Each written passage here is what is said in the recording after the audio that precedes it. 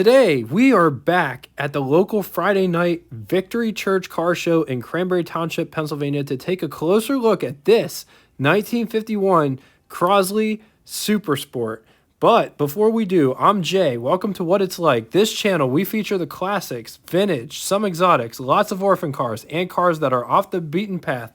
We dive in deep, we give specs and show period correct ads and perspectives that no one else shows. If that sounds like something that of interest to you, subscribe and hit the bell icon to never miss a video. Also, if you'd like to get in touch with me, best ways to do so, leave a comment in the comment section below. I read all of my comments. Honestly, I camp out in the comment section, and it's me, not a secretary or computer, and it will always be that way. The second way is we recently made a Facebook group that correlates with this YouTube channel. But the cool thing is about the group is that you're not obligated to join this group, just letting everyone know that it's a thing. The cool thing is it gives you the opportunity to share your stories, memories, experiences, and your rides. And get this group allows you to share information as well as links, not just pictures. And also, if you have a YouTube channel yourself that's car related, feel free to share it on there. Let's talk Crosley. You're forgiven if you wasn't aware of Crosley. Crosley started making cars in 1939 and was founded by Powell Crosley Jr. Powell Crosley Jr., born September 18, 1886, died March 28, 1961. Crosley was a pioneer in the radio manufacture business. He was also a pioneer in the radio broadcasting business.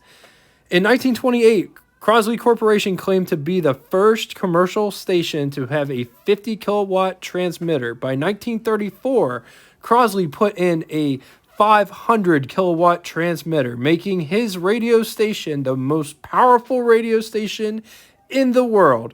And it stayed like that for 5 years. Powell Crosley had his hands in a whole lot of pies, so to speak. Because not only was he manufacturing radios and doing radio broadcasting, but he was also an appliance and consumer product manufacturer. Powell Crosley even owned the Cincinnati Reds, which was and still is a professional baseball team in Cincinnati, Ohio. He was also an airplane manufacturer. That's why we took the time today, because honestly, I never knew Powell Crosley did all of that. Honestly, Powell Crosley should be a household name, but he isn't. Anyway, let's talk Crosley, the automobile manufacturer. Crosley was built from 1939 to 1952. All of the Crosleys produced were subcompact cars, borderline microcars. Crosley company headquarters was located in Cincinnati, Ohio. A lot of you may not be aware, but Crosley actually introduced several firsts for the American car. First affordable mass-produced car to feature overhead camshaft. That was back in 1946. First to use the term sports utility, 1947. First American car to be fitted with four-wheel caliber type disc brakes. First American post-war sports car, Crosley hotshot, 1949. Crosley made sedans, pickup trucks, convertibles, and a tiny Jeepish looking vehicle called the Farm O Road. Hopefully one day I can find one of those and do an episode on it, because that is a story within several other stories. Very interesting car. Hopefully soon, or at least one day. 1949, Crosley came out with not one, but two sports car offerings. The hotshot and then the Super Hotshot. But the Super Hotshot was renamed in 1951 all the way out to 52.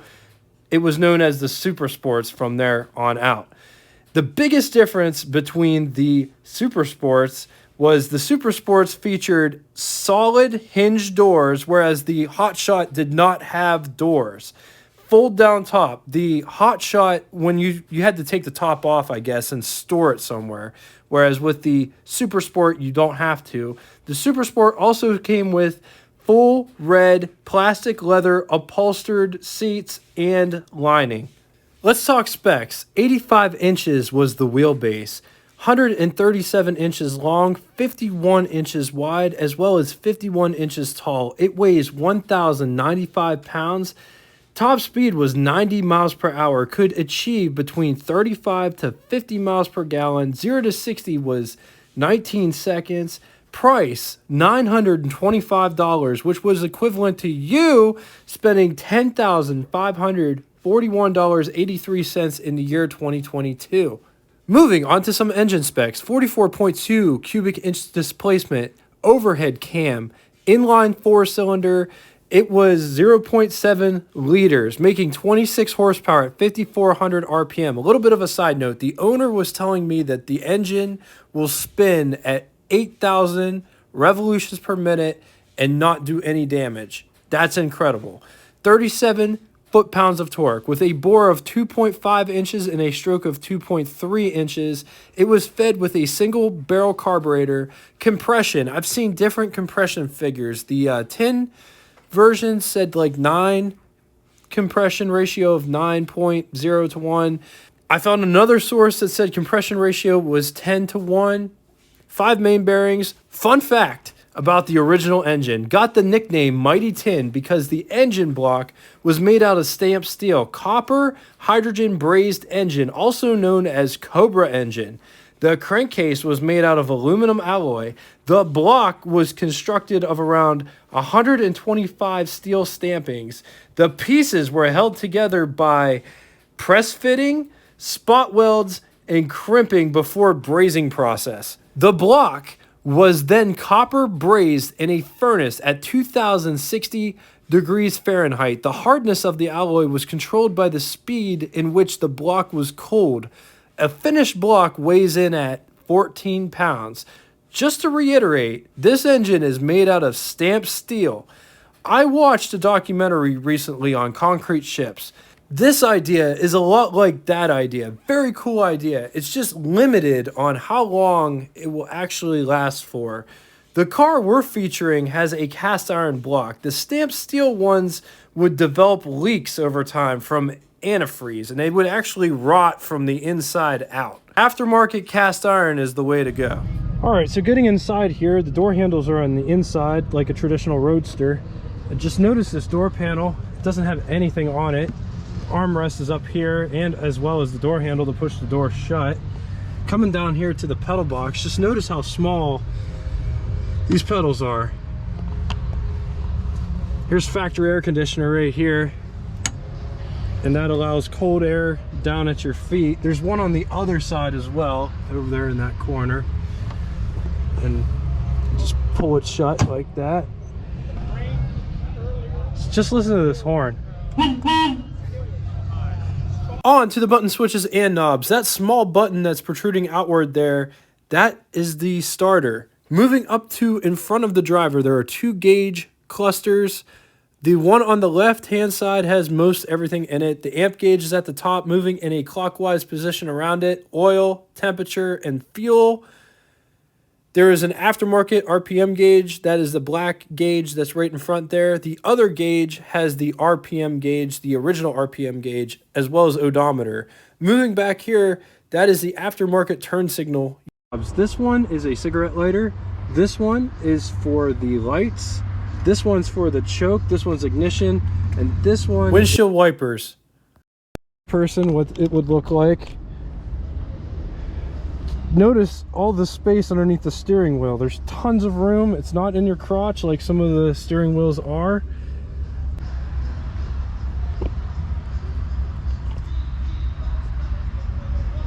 Also, my head isn't like over top of the windshield so much. You kind of sit in this car. There's lots of space too. Like, look, my knees aren't going to touch the dashboard. It's actually kind of comfortable in here, despite how big it is. Notice how long the gear shift lever is. The owner was telling me that the transmission and engine sit so far forward that a 6'3" person could drive this car very comfortably. But look at the transmission tunnel, drive shaft tunnel here. It's almost like a divide. All right, on to the glove box test. Here is my camera that we use for the cinematic shots. Here's my hand for reference to see how big this camera is. I don't think the camera is going to fit in the glove box, but I just want to show you how deep this glove box is. And just because the camera doesn't fit in the glove box, it doesn't mean that it's a bad car. I just like showing you that the always look super small, but looks can be deceiving. So it doesn't fit, but this is still a really cool car. And notice it has different specs on here for tire pressure, different oils to run. Very handy information. All right, so I just want to show you how to get to the back, the trunk access. This doesn't have a physical trunk. So this seat just pulls up like that, and that's how you get to the back storage section. So those are the hinges. So just check this out. The key, the hood is actually locked with a key. The same key is used for the ignition switch.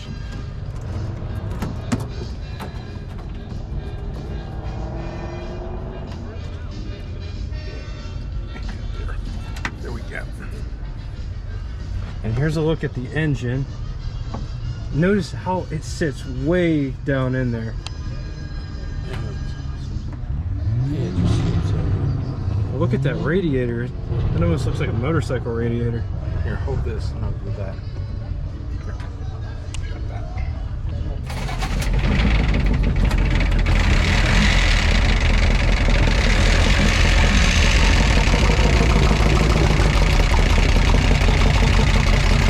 On to the pros and cons. I'm getting all of these pros and cons from the complete book of collectible cars, Blue Chip Auto Investments, 70 years from 1930 to 2000 by Richard M. Langworth and the Auto Editors of Consumer Guide.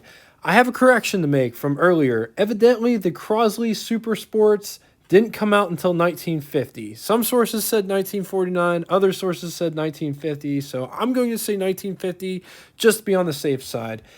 On the positives, vastly underrated milestone car, outstanding performance and handling, easy on fuel, not difficult to restore. Against it, spot disc brake subject to freeze up due to dirt, fair ability to rust, some parts now in very short supply.